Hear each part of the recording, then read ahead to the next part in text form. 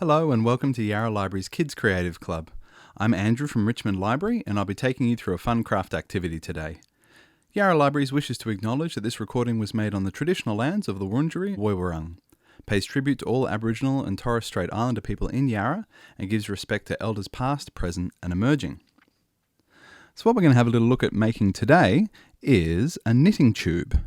That may sound like a bit of a funny one, but if you remember the loom bands from a while ago, it's a bit like one of those. What you end up with is a bit of a long strand of different colours that come into this beautiful long tube that you can use to decorate or make lots and lots of them and weave them together and make other things with them. But it's just an interesting and fun way to get into knitting. So for this today, what you need is a cardboard tube. Even an old toilet roll will get you started. As many pop sticks as you want to have looms. Today we're going to use 4 on this one. 2 rubber bands. And if you have big thick ones, those will do you better. Some masking tape. And some scissors. To get started, all you have to do is wind your bands around the tube a couple of times so that you can set the guides for where the pop sticks are going to poke out. So starting on top, we'll get them, if there's a little bit of a curve in them, it's nice to curve it along the inside of the tube. So we'll slide that underneath the 2 rubber bands at either end. And you want it to poke out at the top a little bit over 1 centimetre, maybe about 2 centimetres at the most. So once you've got that one in place, you want to rotate it all the way around and pop another one directly opposite. This is for a number 4. If you're going to have a 6 one or a 5, then obviously you can mark those out using a bit of a pen to make sure you've got even spacing.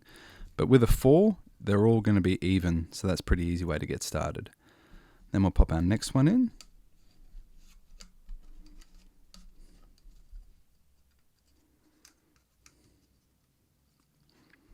And then our last one.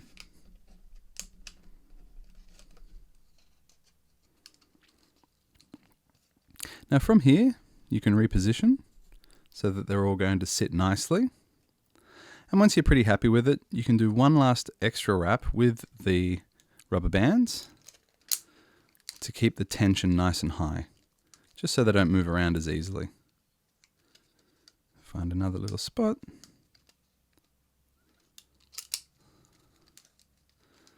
And we just have a little check on top that they're pretty much even. It doesn't have to be exact because there's a fair bit of wiggle room in doing the stitching anyway, the knitting anyway. So from here, we want to open up a bit of a gap about as big as the width of your piece of tape. So that's going to be pretty good around. If you have PVA glue at home or even like a glue stick, you can use that to secure down the sticks as well. You can just run a little line of it underneath here. If you're using the glue stick, make sure you get big blobs of it. Remember, big blobby bits hold better on lots and lots of materials, whereas if it's paper to paper, you want a thin amount. But if you're lucky enough, like me, to have a hot glue gun at home, that's probably the best way to do it. That's going to make sure that there's no free play at all on the ends here, and you can stitch away without having to think too much about what's going on in your hand. But for getting started, and if you don't have those things, it'll just be an extra little bit of challenge for you. So get your tape. You want to have a couple of loops of tape around. And if you need help getting an adult to give you a clean snip,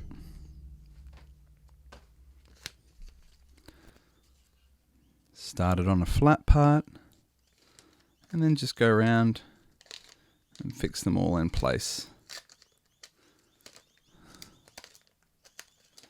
A bit of a pull. There you go. So now they're nice and secure. And it's good enough to get going with. If you want to take the bands off, you can at this point, but there's no real need to. So to start the stitch, it's just a series of loops that we keep doing over and over and over that ends up building our net. So to get started, put the thread down and inside. You can actually hold from the other end if that's going to be easier for you. Get yourself a fair bit of wool to play with. You could use natural fibers as well. Anything that's long and strandy, you can use this. So what we're trying to get on the outside is for there to be a flat edge, and on the inside is where the cross is going to happen. So we bring our wool to the far side of us, away from our body. We loop it around, and we take it all the way, just like we did, to the outside loop of the next peg. Then we wrap around again, around to the next peg. And by now, you've got such a grip starting here that you can let go of the guide rope that went down into the middle. And we keep making those crosses. So you'll see a nice tight diamond in the middle. So that's our first little set. Now we want to do one more set again. So another 4. 1, 2, 3, 4. So we've got our 2 diamonds stacked on top of each other. And what you'll see is that these little loops here are nice and easy to pull off. So starting with the one that was after your starting peg, so I started on purple, so I'd go to the green one. Did I? Oh, that, the tension doesn't matter too much. You can just pull out that bottom one and loop it up and over the top. And you keep doing that, going in the same direction. I go anti-clockwise because I'm holding it in my left hand and that's the easiest way for me to move. It might be different for you. We loop those over. Oh, so still got 2 there. And we'll loop that over. Okay.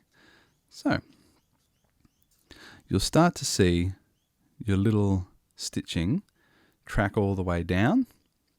And the easiest way to see results is to keep going. So back to wrapping, going around. And you can get quite quick and you might want to keep going, but you've got to stop every 4 and unloop them.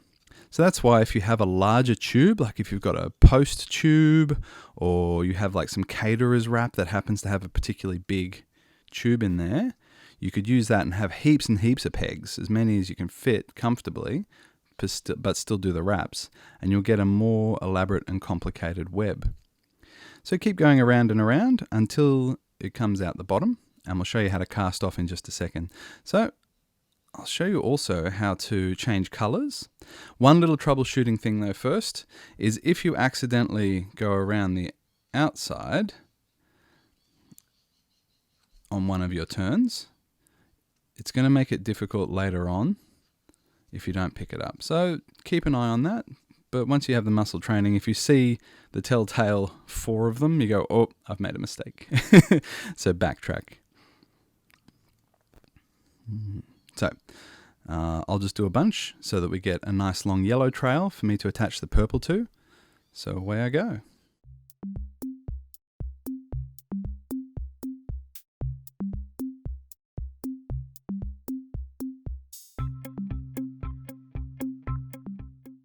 So as you can see on the one that I started earlier, we've got plenty of trail coming out and it's starting to look pretty nice.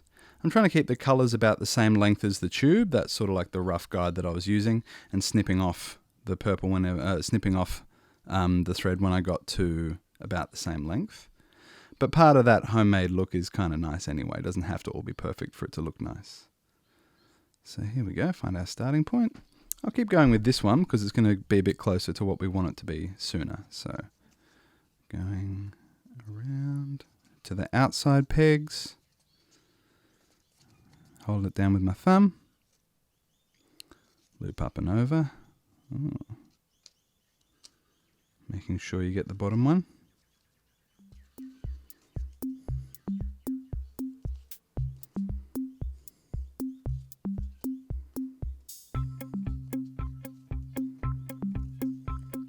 Far side of the peg. And go.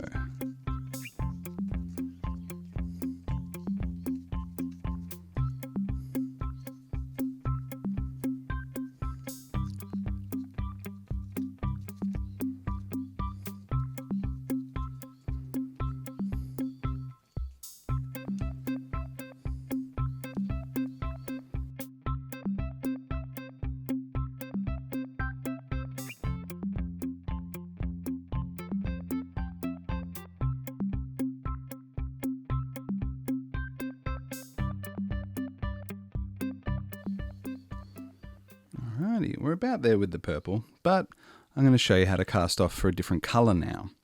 So you want a nice long length of wool to work with. If you cut it too short, just unstitch a little bit until you get enough there. And we'll start in with our green. Green and purple are my favourite colours, so I like to see them next to each other. For ease of tying them, I find it nice to just give a little bit of a spin. That way they're already held together nice and firm. And then you just pull that taut.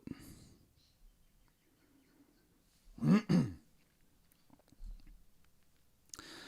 give it a nice little pull just to bring those together and snip them off. Now if you're using acrylic wool like I am and you have an older person around who can help, you can sear off these ends and they'll fuse together just for that extra little bit of safety. And so now we're ready to keep going with our colours.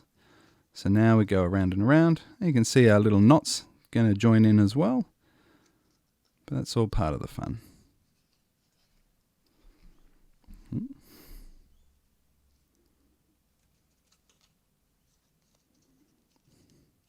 And so you keep going like that. Now I'll just show you the last little thing that you'll need to know. So when you've made your big long snake and you're happy with it and you think that's enough for me, that's when we can cast off. So to do that, we'll just give this a little chook. Alrighty. So to be careful with this one, you want to tie it off neatly. So as we take off each of these ends, try to keep the loop in your little finger there and feed this end of it back through that loop. And keep going, pull the next one off. If they all come off at the same time, it can make it a little bit trickier. So try and do it all in one movement.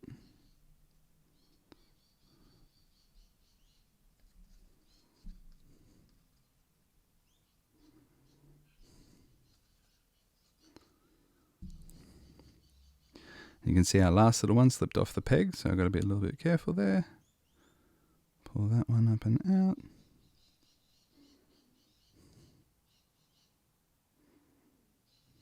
And then it all comes together. So now if you were making, say, a necklace or a scarf of these, you've got the two little ends free. I did the same thing at the other end as well, but you're obviously not here for that. So if you're making a scarf of these are the ends that you would then tie together, or if you're feeling fancy and you did an even number of them, you could plait them at the ends or make some kind of fancy knot or bow. But yeah, there's all kinds you can do. If you're very into it, you can wrap them around something. You could make mittens out of them by going around and around and then stitching that to a piece of polar fleece or any kind of things. Or you could even, if you're really, really into it, you could get another piece of thread and bind them together with a bit of a needle all the way around until they formed some leg warmers or embellishments on clothes. You can do all kinds of stuff with these, or you could even just play with them as they are. They're kind of neat. So yeah, that's our little tube knitting craft. Thanks for joining me today. Take care. Bye.